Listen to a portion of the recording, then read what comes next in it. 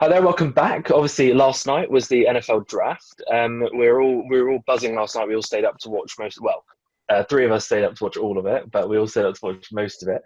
We had a great time last night. I'm sure everybody else watching did as well. But we're just going to run through the picks today. We're going to try and cut through them and just speak about what's important with each pick because a lot of these players were discussed for so long before the draft. Let's just get stuck right in. The first two picks I'm going to couple up together, which seems strange because in reality they are the most important two picks in the draft. But Joe Burrow and Chase Young, you might as well discuss them together because this was exactly the combo that everybody expected leading up to the draft. What do you think about those picks, Fen? You expected it. I know that you expected it, but are you satisfied with the fit still? The only thing that I can say about these two picks, realistically, I mean, we all knew it was going to happen, and I feel some vindication for the people that put clickbaity mock drafts online saying that these two picks weren't going to be what they were. The only thing that could have happened maybe was a trade for that pick at the Redskins, but obviously, we didn't see a lot of trades last night, so yeah, pretty chalky. I think both teams made the right choice. At pick 3 for the Lions and pick 4 for the Giants. So we had one who was pretty much where everyone expected to go if there wasn't going to be a trade, and one that was, I want to say, a value shock. A value shock on that one. I know that Josh, you were fond of Andrew Thomas. Do you want to just break in what you thought with that pick there? Yeah, I mean, obviously Thomas didn't get the same buzz as the other tackle prospects, partially because although he is athletic, the combine was mainly for Wales, Wirfs, and Becton. I thought he'd drop lower, maybe out of the top 10, but Giants obviously did their work and they wanted to. He was their top tackle on the board, and ultimately Daniel Jones does need that protection. So, not flashy, but probably a smart pick for Gettleman, as much flack as he gets. Yeah, vindication for every Jets Wire article that said with the headline "Thomas is a great fit in New York." I'll give them that.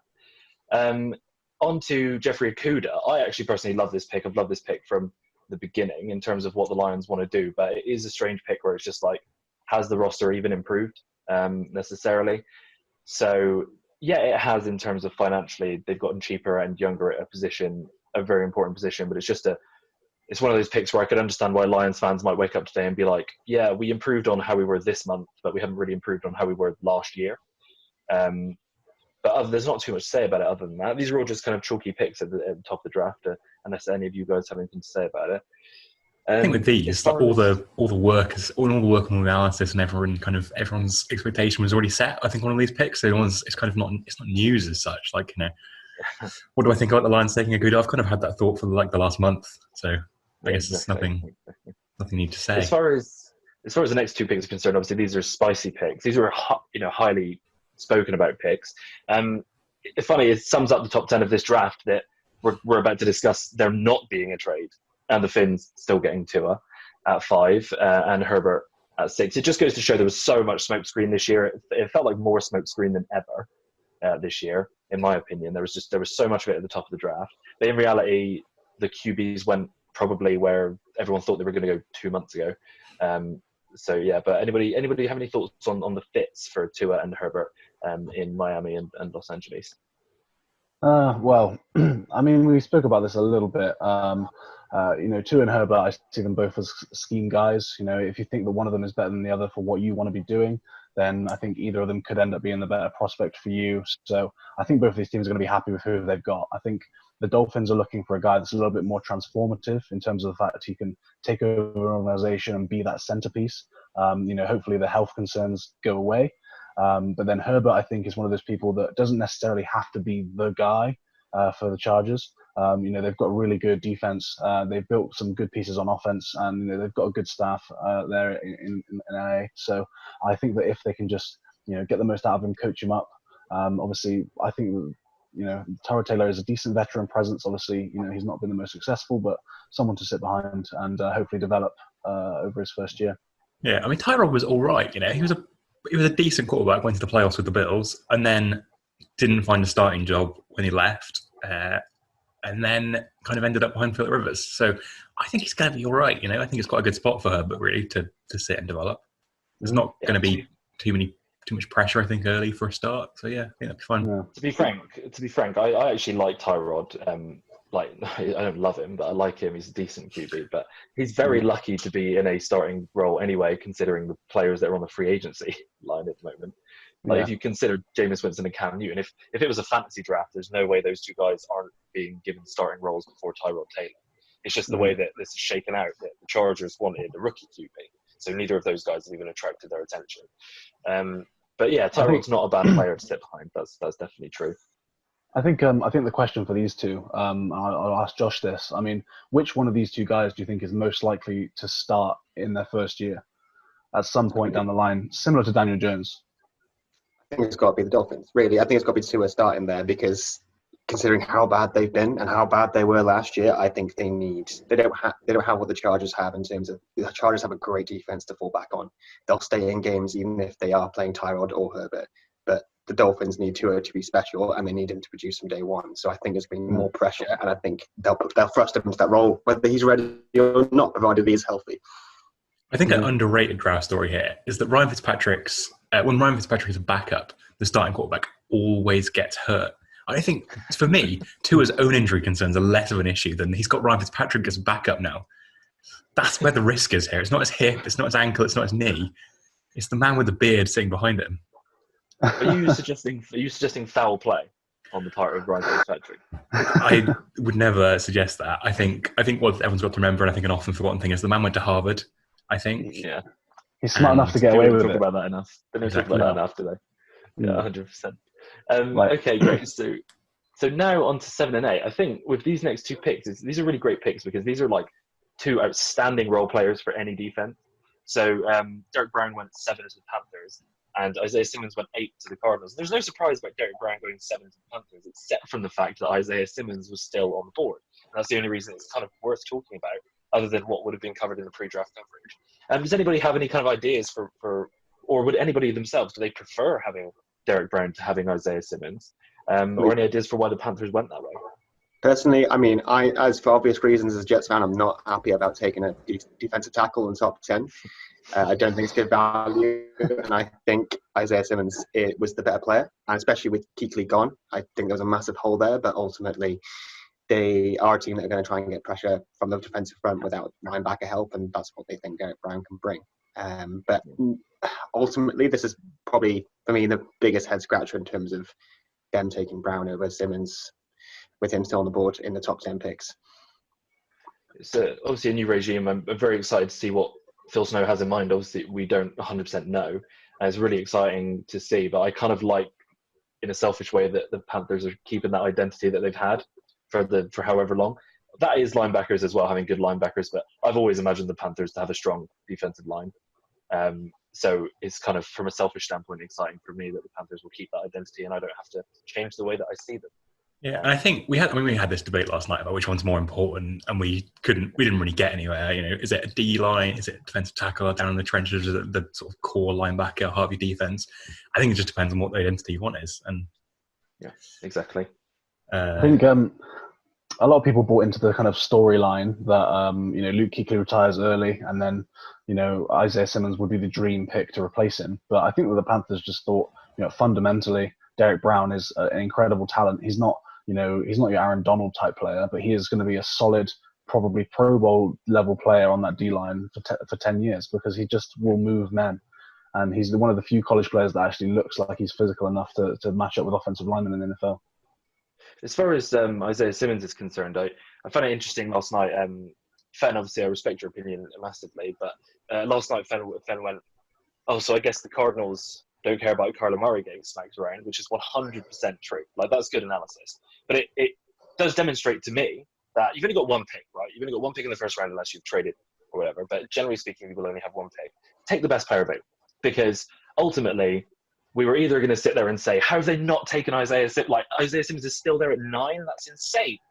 Or we were going to say, the Cardinals don't care about Kyler Murray getting smacked around. So it kind of validates the philosophy of just take the best player available, because ultimately that's what you're going to have to live with for the next 4 or 5 years, and that's what people are going to look back at you for. So I thought that was interesting last night when he said that, even though I completely agree. But they're lucky that there could be Ezra Cleveland could be there for them in the second round, which could be good for them. No, I agree. I think the versatility of Simmons will probably be the thing that saves that choice. But it'd be interesting to see, with the addition they made of DeAndre Hopkins, will Kyler have enough time to use him the same way? I mean, obviously he had a load of work in Houston where the O-line was trash, and Deshaun Watson got hit all the time. So maybe it'll work out for them. Yeah, exactly. Okay, so pick 9. So I would say pick 9 was the first time, besides like that little thing where Derek Brown went before Isaiah Simmons. Pick 9 was the first time where there were eyebrows raised. And that was with the selection of CJ Henderson to the Jags. And just because we're coupling picks up, we'll also discuss Jedrick Wills to the Cleveland Browns shortly afterwards. But as far as that CJ Henderson pick, obviously cornerback from Florida, it was a real eyebrow raiser. I think I was expecting Jerry Jeudy to go. I think a lot of people were expecting Javon Kinlaw maybe as well. That's like that kind of player. But CJ Henderson was a real surprise. But now that I've had some time to think about it, the best Jags team, I don't want to say the best Jags teams of recent memory because it was really one team, but it was defined by great corner play. So I can see why, if they're trying to build that identity, why corner would be the direction they'd go. They've had success with that position before. So yeah, but it was a surprise on draft night for sure. Do you guys think that they made a bad choice there, considering the other options that were on the board? I mean, I felt that Henderson was the second corner, without a shadow of a doubt. I didn't expect him to go top 10. It doesn't feel like a best player available pick necessarily, but I however, think it's a good fit. They need help. Ramsey's not there anymore. You've got to question the quarterback situation in Jacksonville. They're a team that if they're going to compete in the AFC South, it's going to be by getting that defense together. Harder than expected, but the second corner overall, and it feels a need for them. Yeah, and of all my friends, you're someone that I always think values the cornerback position quite highly. So I would imagine you liking this pick probably more than me, even though I love cornerbacks, but just the value of that position. Ollie, what do you think about this pick? I would have liked to see them strengthen the D line. I think, although I guess Ngakoue it looks like he's staying now. So this morning, Dave Caldwell was out saying that they haven't had any trade offers. It's kind of for him now to come back to the team if he wants. So I guess keeping hold of him is in a way a draft pick in itself, although you had to pay him $20 million a year. So I think I guess he went maybe half a dozen picks higher than you thought. But I think in general in the top 10, I wouldn't call it boring, but there just wasn't the big splash, the kind of whoa pick that we've seen where a team just take somebody that you just didn't expect going. John Ross, John Ross, great. Yeah, thanks for reminding me. Yeah. Now, to be fair, with 2 picks in the first round, you can afford to reach for need at one point. And we sort of said, the Jags needed corner help desperately. So, I mean, maybe, it's not very flashy in the top 10, but, they got the player they needed and they had another pick waiting for them. As far as picks 11 and 12 are concerned, absolutely starting with Josh on this one, as he's our resident Jets fan. We've got, obviously, the Jets taking Mekhi Becton, a tackle from Louisville, and the Raiders then swooping in with another one of the big shocks of the first round, even though not really a shock in terms of what NFL media was saying. I just think it was one of those things where people didn't really want to believe it. Mekhi Becton and then Henry Ruggs to the Raiders. Josh, please take it away with your thoughts on the Mekhi Becton pick.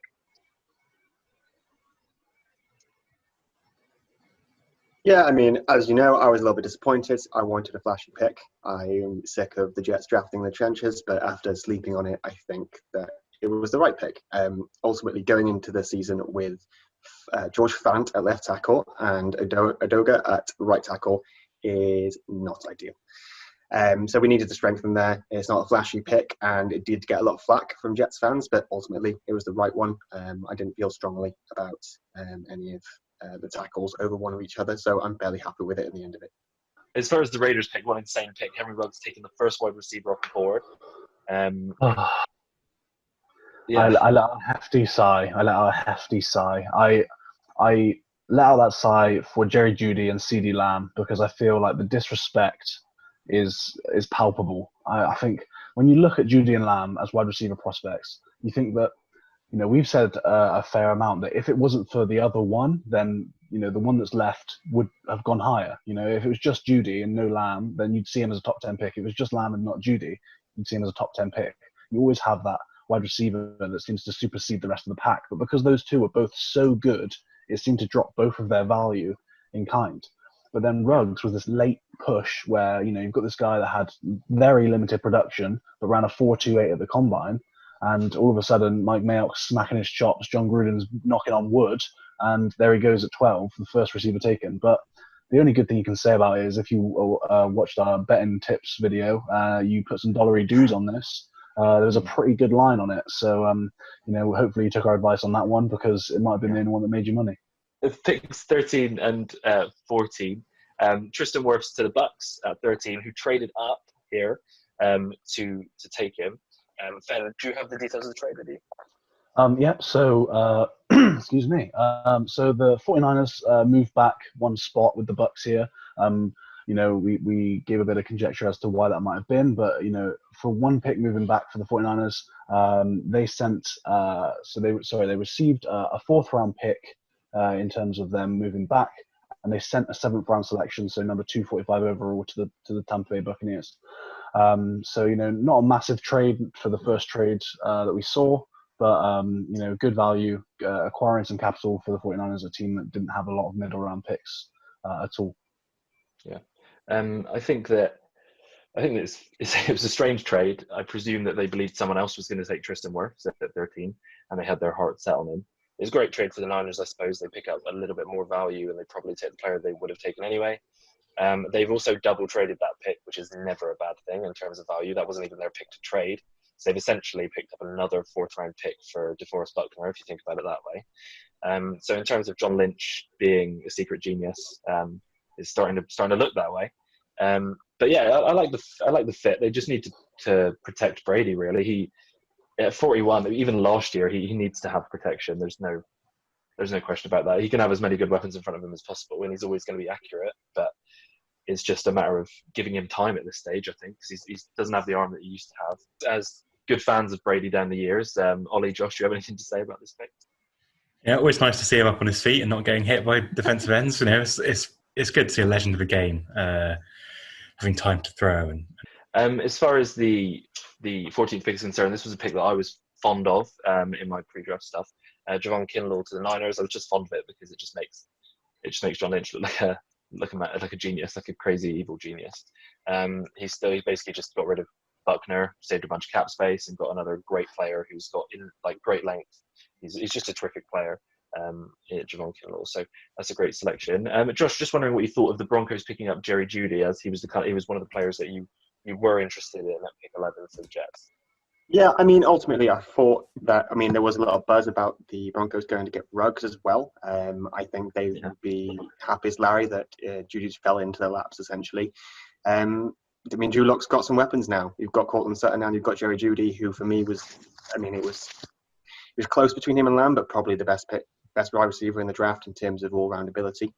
So I think it's a great pick. I think Elway, although he's drawn some criticism, I think this is a good pick for them.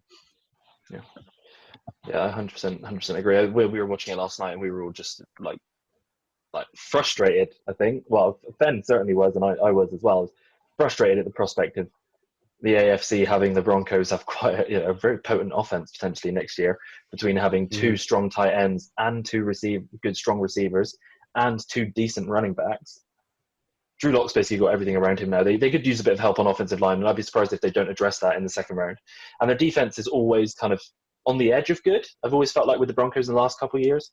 But if the offense is resting them and staying on the field, their defense can be really effective. But I remember feeling a bit frustrated last night when I was like, they're going to get Jeudy. I was so irritated by it. But alas, that's how it ended up. But the Falcons then at 16 took AJ Terrell, Clemson boy, and in Fenn's own words, stole from the grass of Mike Mayock, who Fenn was 100% sure Mayock wanted. And I feel like you were semi-vindicated about that on draft night, actually, Fenn. So AJ Terrell at 16 to the Falcons. And then we obviously had a big pick at 17 with the Cowboys taking CD Lamb, who was a massive baller at this point. Fenn, if you want to talk about AJ Terrell. Just very quickly about AJ Terrell. I think that we've discussed it enough, but he's a scheme guy. I don't think he's necessarily the next best corner at that position. But if you like a guy that can play press, who plays physical and will get mucked in the run game, then that's the person you want. Like I said, he's a Mike Mayock kind of guy at corner, physical.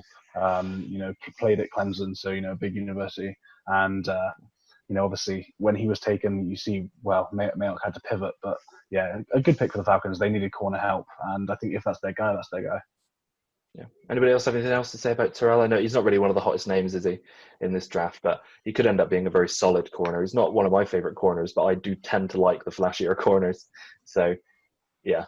CeeDee Lamb. Yeah, Oh, I had Ruggs going to the Cowboys. I thought if one of those three receivers was still on the board at that point, I didn't think they'd be able to resist. And just creating that, that pairing with Cooper and Gallup in the slot, and I think they've just created a situation where it's going to be so hard for Dak to walk away now. Like, they've just built tools all around him. If he walks away, it's not like it's the best set of sort of weapons in the league, but it's tough to find a better landing spot than that. I think, it's just such a Jerry pick, isn't it? It's a great addition. Taking the shift away from the Cowboys and looking more at CeeDee Lamb, I personally, and like I've said, I'm gutted for him personally. I think that out of all the receiver prospects, he was the most likely guy to be that number one stud. I think Judy is a great compliment to Cortland Sutton, and I thought Ruggs could be a good burner in a scheme, but I thought CeeDee Lamb was most likely to be the guy. And now he's the third string receiver on a team of two 1,000-yard guys in front of him. You've got Amari Cooper, who again, he's streaky, but they invested so much in him. And Michael Gallup had a very good season last year, 66 yards for about 1,100 yards, 66 receptions, sorry. So, it's just a shame to see him be the third stringer. But, I mean, hopefully, he'll end up being the one or the two, depending on how things shake out. I mean, it's up to him. I'm sure that Jerry is probably thinking in his mind's eye now that he's managed to secure CeeDee Lamb. Yeah, hopefully this kid balls out for the next 2 years and gives me an easy choice about cutting or trading Amari Cooper in 2 years' time when the cap hit. Well, trading maybe at the end of the first year if somebody's willing to take the hit, but cutting at the end of 2 years' time to create some cap space. As far as 18, 19, 20 are concerned, we had a kind of a run on two guys who weren't necessarily expected to go this high, and then one guy who kind of landed about where he should. I know that some people thought he was higher value. The Dolphins possibly reached, but if they felt they had a need, which they definitely did at tackle, Austin Jackson at 18, then the Raiders taking Damon Arnett, which for me is far too rich for my blood at 19, and then Clavon Chason at 20 to the Jacksonville Jaguars, or Clavin Chasen, or whatever it was that Roger Goodell called him last night. But I think, these were three very different picks, but it's easy to see how they're all going to fit in on those teams. Maybe if Ollie wants to speak about his USC guy, Austin Jackson, and then Feng can talk about Mike Mayock as ever, and then if Josh wants to pop in on his LSU guy, that will work. So Ollie, take it away with Austin Jackson. Yeah, I'm going to be honest. This part of the draft is such a haze to me. I remember the back end of it, but I think it was about 3 a.m. I think I had a pretty tough time here. I think the coffee was just starting to wear off, and before I found my second win. So it's not the most in-depth draft analysis you're ever going to get, but I love the pick. Good. At this point in the draft, I believe Ollie was speaking once every 37 minutes. So you guys talk all the fucking time. It's just like constant. And because I have to be quiet in the house, I just get. Okay, brilliant. So, I mean, if you want to vent some more, Ollie, then we can make this into a bit of an agony aunt type conversation. But if not, I probably should move on. So, Damon Arnett, I think probably you could be one of the biggest reaches of the first round. When you're looking at the Raiders with 2 first-round picks, and they were pretty nicely positioned with 12 and 19. I thought they had an opportunity to really transform their team, and I personally think that they've failed miserably on both picks. I don't like Ruggs. I don't think he's that great receiver, and I don't think Damon Arnett is the guy who's going to be your top cornerback going to the Pro Bowl for years to come. He's just Mike Mayock getting excited because AJ Terrell came off the board. He didn't have a lot of time to think about it, and there's another, Power 5 college cornerback with, he played opposite Cuda, so he had a lot more work to do because people weren't going to Cuda's way. So he had some more opportunity to show off what he could do, but he was also comparatively to Cuda nowhere near as strong and nowhere near as likely to be your number one guy. So I'll be interested to see what his career shakes out to be. But just on first reaction, I'm not excited about that pick, and I think that Mayock has let himself down in my eyes a little bit. What about Chason for you, Josh? Yeah, I mean, ultimately, despite being an LSU guy, I didn't wasn't that high on Chason. I think he makes some splash plays, but I think he went missing far too much, and I think he benefited massively from playing on a stacked LSU defense on a championship team. But I saw mock drafts where he's predicted to go as high as 10th, but I think he landed about where he should have done. The fit is interesting. It does cast a little bit of question on Ngakwe, but it gives them if he's good, it allows them to move on if they need to. But we'll see how he shakes out. I'm not super high on him, but I think it's a fairly good team to land on really for him. And he went about where I expected him to. As far as pick 21 was concerned and 22, so this was where we saw 3 wide receivers in the next 5 picks. And this was what people were expecting. And I was expecting it to carry through for the whole rest of the first round. I don't know about you guys. Once it started rolling, I was like, even I was getting a bit excited. I was like, how many wide receivers are we going to see go? And pick 21, the Eagles took Jalen Reagor, a player that I actually personally really like, even though a lot of people were probably a bit like, whoa, he went before Justin Jefferson. And then pick 22, to spoil my own party there, was Justin Jefferson to the Vikings, which even though I'm not the biggest Justin Jefferson fan in the world, I actually really like that fit. I think that's a really cool fit. So all the Vikings need to do now is bring Percy Harvin back, who's trying to make a return to the NFL. And what an offense they could have next year. As far as those 2 picks are concerned, Ollie, what do you think about the wide receivers and where they went at 21 and 22? Everybody had the Eagles taking Jefferson, so it was interesting they went over. They went a different way, and then Jefferson sort of followed swiftly afterwards. I kind of liked the Vikings replacing Diggs because they needed that backing for Cousins. I think he's not a guy that's going to light it up on his own. I like both the picks.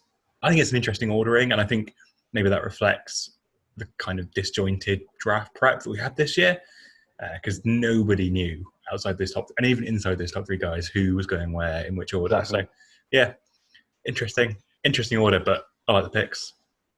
Yeah, Fen, what do you think? Again, it's just a case of who you think fits your scheme. I think Ollie hit the nail on the head, really.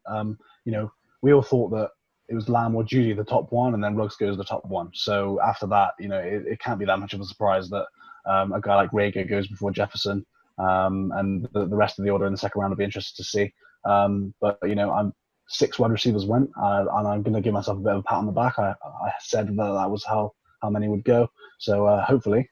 The line changed just after we did our video, so hopefully he went to the over. But 6 wide receivers, I'm pretty happy with that. So Justin Jefferson is replacing Stephon Diggs, and they took Justin Jefferson with the pick from the Stephon Diggs trade. So Justin Jefferson, in order for this trade to have been a success, other than he has to perform at least, I would say, 60% to the kind of what we would have expected for Stephon Diggs over the next couple of years, just because you have to factor in the payment situation about salaries on the cap. So I think that's the expectation for Jefferson, and not in terms of his quality as a player, but just in terms of was this a good trade or not. If Justin Jefferson performs to a 70 standard, to kind of a 70%, 80% standard of what we expect from Diggs, then this was a good trade probably for both the Bills and the Vikings, because the Bills are trying to win now and they're trying to put pieces around now. So this could end up being the fairest trade. Yeah, if it works out that way. I think that's exactly right. I think when you look at what those 2 teams are looking for out of their receivers, the Bills need a guy like Stephon Diggs, a true number 1 for Josh Allen, for him to prove that he's the guy now. They are in a position to win the division this year. They're arguably the favourite. I mean, the bookies have them as a favourite. You can never. I'm reporting facts. Okay, I'm reporting facts. And then the Vikings know they've got their quarterback. They are retooling for the future. Yeah, I think it's a good trade for both sides. 100%. So quickly with 23 and 24, not a ton to say about these 2 guys that we probably haven't already said in previous videos, or just that hasn't been said in the media in general. Kenneth Marie and Cesar Ruiz. Hopefully Fen will give us the Chargers, what they traded up to get pick 23 in a second. But just to quickly speak about, they're both character guys. They're both locker room guys. They're both guys who do their job. And I can completely understand the Chargers trading up for this pick. They've just upgraded their defense in that position. The only thing to really speak about, I suppose, was why Kenneth Marie over Patrick Queen. And then Cesar Ruiz to the Saints instead of taking Patrick Queen as well. I presume it's just because they really, with Teddy Bridgewater gone, they just really don't want Breeze getting hurt this year. So maybe they're planning on running the ball just that little bit more, just to make sure that Breeze stays clean this season. But yeah, what do you guys think? Anything to add about those two picks? Well, I mean, I love Kenneth Marie. I think trading up for him is absolutely the right thing to do. I'll give the details of the trade now because I think it was actually quite an agreeable trade for the Chargers. So the Patriots essentially moved back from 23 to 37, the Chargers' second round selection.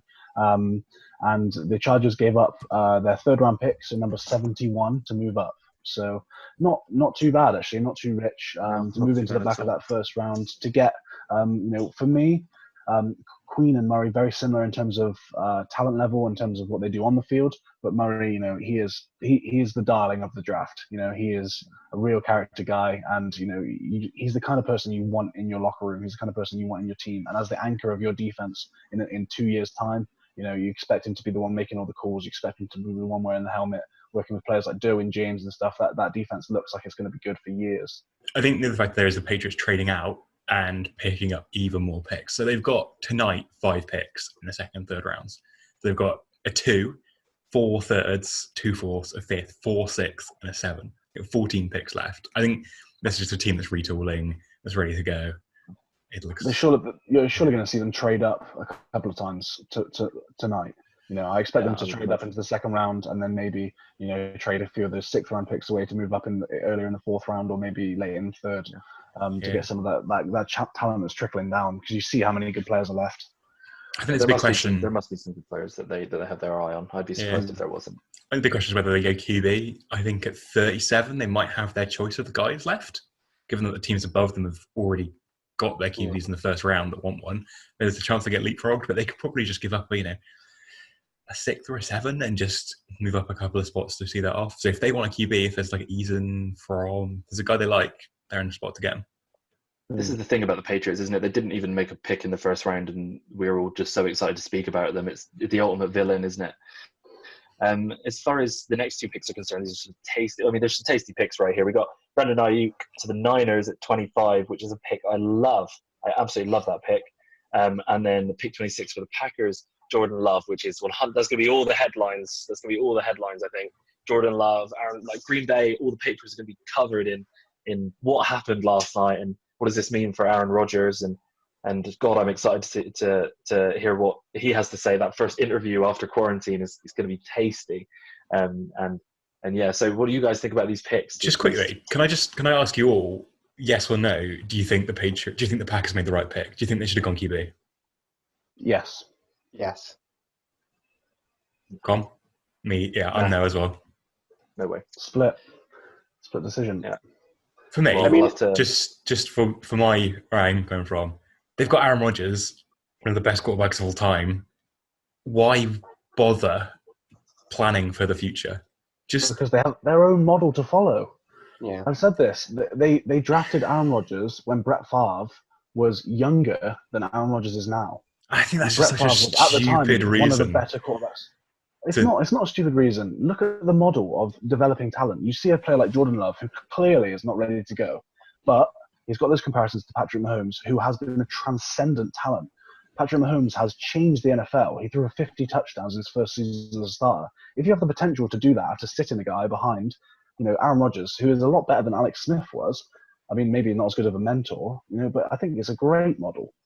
I agree with that as a way to develop quarterbacks, but it's so hard to win in the NFL. And if the Patriots win the division and they're sitting there on the divisional round and you've got Aaron Rodgers there and you look at your roster and you've got Jordan Love there and you think, right, how are we going to win this divisional game? We've got Jordan Love sitting as my backup quarterback, or it could have had Queen or someone like that, or a receiver. Like, when it's so hard to win, they're not. That is genuinely what it is for me as well. I agree with Ollie. For me, it's a matter of essentially, they didn't just pick Jordan Love. They traded up for Jordan Love, right? That's one thing, and that makes a statement. We wanted this guy. We're committed to having building a QB who's going to be our QB when Rodgers retires, right? But they're essentially they got to the championship game last year. They weren't far off of being in a Super Bowl, potentially winning a Super Bowl, and they had an opportunity to add a player who could help them take the next step this year. who could give them that little bit of gusto to potentially win a second Super Bowl with one of the best QBs, top 10 QB of all time in Aaron Rodgers. And that's the thing for me, is I understand that's their model, that's what they like to do, and I appreciate that they want to stick with that because it's worked for them thus far in terms of longevity of success. But as far as this team is concerned right now, they might have just forsaken their opportunity to win in the next year or two. They may have, and Rodgers might see it that way, where it's not even just about, oh, they've drafted somebody to take my job. No, it's actually more, they've essentially decided that winning in 4 and 5 years' time is more important than winning now. The question is, the Packers probably felt like they'd be better off moving up and getting Love, the guy they want, than maybe taking a skill position or whatever they wanted at 30 and then end up getting, maybe Jake Fromm in the 4th round, or Jalen Hurts, or whoever ends up trickling down to there. Because at least then they've got a little bit of continuity. They don't want to have Aaron Rodgers and then maybe win a Super Bowl but then disappear as a franchise for years because they're the Packers. As far as Ayuk is concerned, it's a nice fit. I think maybe they wanted Jalen Reagor, and that might have triggered them into thinking there's only 1 or 2 players that, because they do play a very specific style, right? Mm-hmm. And Shanahan likes his players. He likes very specific players. Like he brought Tevin Coleman over from Atlanta because he likes his specific style of players. And I could see him getting transfixed on certain skill position players and being like, well, if Jalen Reagor's gone, we had Ayuk and Reagor as the stylistic players that we wanted. So let's go get him. And this is the player who's going to make us beat the Chiefs next year. Okay, so just to run through these next few, Jordan Brooks to the Seahawks, Patrick Queen to the Ravens at 28, which obviously Fenn is going to speak about, and then Isaiah Wilson to the Titans at 29. These are probably, these are the late round players who you just didn't see necessarily going in the first round, even though Fenn did actually see Isaiah Wilson to the Titans.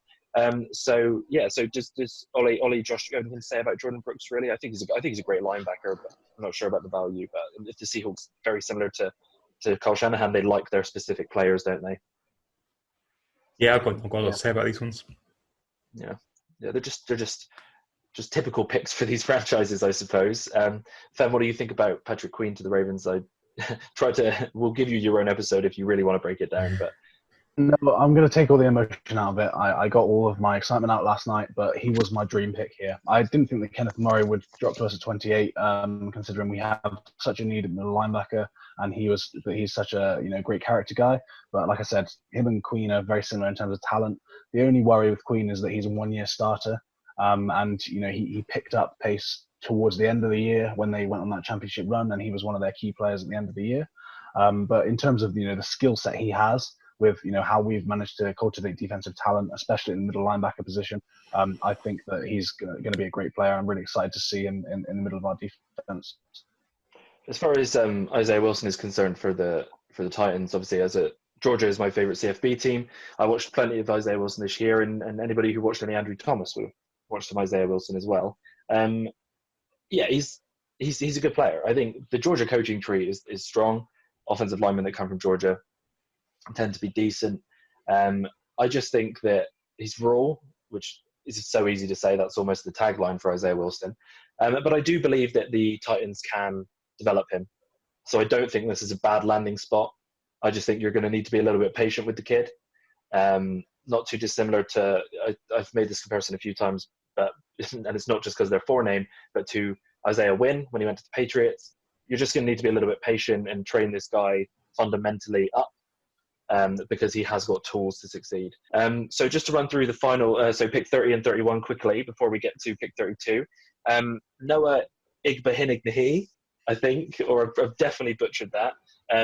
Igbenogany. Igbenogany. Come on. Well, yeah, I didn't watch a ton of Auburn this year. Just watched a ton of games. But Fen, I knew you were going to correct me on that one regardless. So yeah, feel free to talk about him because he's your Auburn boy. And then if anybody has anything to say about Jeff Gladney, I don't have many nice things to say about Jeff Gladney. He's not one of my favourite prospects. Then feel free to jump in. I love Noah Igbenogany. I think that he was a really great player, and I did not expect him to go in the back end of the first round. I expected him to be one of those corners that went in a run in that early to mid-second round. But, it's interesting to see the Dolphins, they traded back. So maybe they thought, we can afford to reach on a guy that we really like. Obviously, he's shown really dynamic ability as a kind of more of a playmaking linebacker, cornerback. Sorry, he's fast. He makes plays on the ball, and he's good as a returner. So he's always like a pick six threat. So I'm really excited to see him there. He's going to be the nickel guy. Obviously, they've already got really great corners in Xavier Howard and Byron Jones, who's going to anchor the outside positions. So it allows him to play that nickel position. He doesn't have to be a full-time starter in his first year, which I don't think he needs to be. So yeah, really excited about that fit actually for a Dolphins defense that's on the up and up, similar to their offense. Okay, so pick 32 for the Chiefs. Josh, you can get about Clyde Edwards-Helaire. I love this pick. Absolutely love this pick. I'm gassed for Edwards-Helaire to be the first running back off the board. He goes on a team, an offense that is historic in what it is. I think he's an amazing fit. He can do it all, and he's got some. He's not a top end burner. He's not Saquon Barkley, but he's going to be Pro Bowl potential as rookie. That would be my bold prediction there. I think he's in the best possible spot, and I think he's a good all-round player. I don't think he's necessarily going to be a top 3 running back in the NFL, but I don't think I can imagine a better landing spot for him. Yeah, I think he's. I love Clyde Edwards-Helaire, and while I thought the values of other running backs might have had them higher on a board, Clyde Edwards-Helaire had my heart. I love watching him play, and I remember only being in my second year of watching the game when the Bengals drafted Giovanni Bernard, watching his tape after the draft and seeing his shiftiness, his low center of gravity, and just being like, oh, that guy's really cool. But Edwards-Helaire is just that times 5. And I think with the Chiefs as well, if we go back 12 months, I remember how excited people were about the prospect of Darwin Thompson. That's going to be such a great selection. It's one of my favorite selections in the first round. Fen and Ollie, what do you guys think about it? I know that Fen in particular preferred other running backs. What do you guys think? It's all down to fit, though. I mean, yeah. In terms of where I'd rank them, if I'm doing linear rankings, I think Edwards-Helaire was my, I said my second of the more shifty receiver type guys, maybe a bit behind DeAndre Swift. But the more that it's gone since this pick happened, the more I've fallen in love with this fit. Watching Clyde Edwards-Helaire, I don't know about you guys, but for me, Andy Reid just pops into my head. I just imagine him standing there with his Hawaiian shirt, calling plays, and getting this guy schemed in, lining them up out as a receiver. The kind of things that you've seen like Le'Veon Bell do for the Steelers. Splitting out wide. He's a really, really great running back, and he fits that scheme so nicely. Interesting to see what we do in the screen game and things like that. I love this pick, and I think it could honestly be one of the best picks of the first round. Yeah, for sure. Yeah, I think you guys have kind of said there is everything there is to say about the fit here. I think there's a wider point on just how much the rich have got richer here. If you look at our Super Bowl finalists, the Niners have replaced Buckner and Sanders with Kinlaw and Ayuk. The Chiefs have added another weapon to that just electric offense. Yeah. You've got to put them both down as a favourite for a repeat of the matchup. I think they've just got stronger. For sure. I mean, the Ravens and the Saints, as Fen said, are the only teams that even sniffing it at the moment for me. I mean, the Titans are one to watch because they will either be 8-8 or they will be unreal. It's so difficult to tell with the Titans how sustainable last year actually was. But yeah, there are 4 teams really in the conversation, and those 2 are firmly at the top of the conversation. As far as it's concerned, obviously we've come to the end of the first round draft. I just wanted to really quickly, your flash reaction on the spot. Who are your guys' picks, just based on the fits in the first round for offensive and defensive rookie of the year, just based on what fits you love? So what's your favorite fit on offensive defense, do you think? For me, I'm going to just go straight into it and say, I know it's the obvious choice, but I'm a Bengals fan, so I get to make it offensive rookie of the year. I love Joe Burrow. But I get to make that pick because I'm a Bengals fan. You guys are boring if you make that pick. On defense, for me, I think the person who is in the best position to make a really big impact in year one would be Patrick Queen. I think if he can add to that defense to the extent that I think he actually can, I think he's so versatile, he's so athletic. I don't see why, other than the fact that linebackers struggle to pick up statistics, I just think he can have such an impact. If they go 14-2 again, I think people are going to say, oh, wow, look what an addition Patrick Queen was on defense this year. So those are the picks for me, as much as I absolutely hate to give that credit to the Ravens. What about, who wants to go next? Josh, what do you think? I mean, I would be boring and say obviously Burrow is the the number one candidate at this point to be Offensive Player of the Year. I mean, outside of that, I think probably Lamb, being in that Cowboys market. Obviously, he's buried on the depth chart, but as a rookie wide receiver, you're getting anywhere near 800, 900 yards and a few touchdowns, you're still going to be in the conversation. And I think he's got enough that teams aren't going to be able to focus on Lamb. So I think that would be my offensive pick outside of Burrow. Yeah, it's good. It's a good choice. I mean, Defensive Player of the Year, I'm going to be the first person to say it. I don't see it being anyone other than Chase Young. Just looking at the first round there and the way that it's played out in terms of the skill positions that have been taken. Like I said, the defensive tackles that went in Kinlaw and Derek Brown, neither of them are the ones that are going to necessarily blow up with stats in their first year. I don't think we can maybe see it a few years down the line, but I don't see them being Defensive Rookie of the Year candidates. The only other one then I would say is maybe Jeffery Cuda, just because he's going to be the number one guy on his team in the Lions, and he's got an opportunity to really show what he can do. In terms of an offensive guy, I personally would say that I don't think the Offensive Rookie of the Year has gone yet. I think that the Offensive Rookie of the Year could be Jonathan Taylor if he goes to the right team. So I'm going to wait and see where he ends up, because I think that he has the opportunity to be the Josh Jacobs of this year's draft in terms of being given the full workload. And if Josh Jacobs had those 2 extra games where he had that rib injury, I think he would have been the Offensive Rookie of the Year over Kyler. So I know he won't necessarily be utilised as it, but I do see Clyde Edwards-Helaire as a 3-down back in the NFL, especially with the way that things are at the moment. I see him as being able to. I don't think the Chiefs will play him that way, obviously, because they have other players. But yeah, well, I can see him. Damian Williams was absolutely incredible in that Super Bowl run. Yeah. So if they were like, "Oh, we've just drafted the first round rookie and you're done," I think that would be a bit disrespectful. But we've seen Damian Williams disappear before, so I wouldn't be completely surprised. But yeah, I mean, we'll see. What do you think?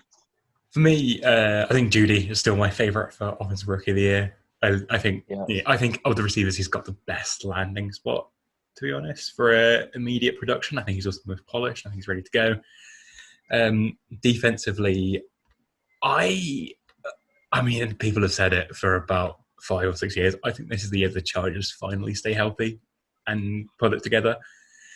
So I think Kenneth Marie is in a good spot to really get the credit for heading up the defense. I think I've completely blanked on his name. Their safety last year. Derwin James. Yes, Derwin James. 2 years ago.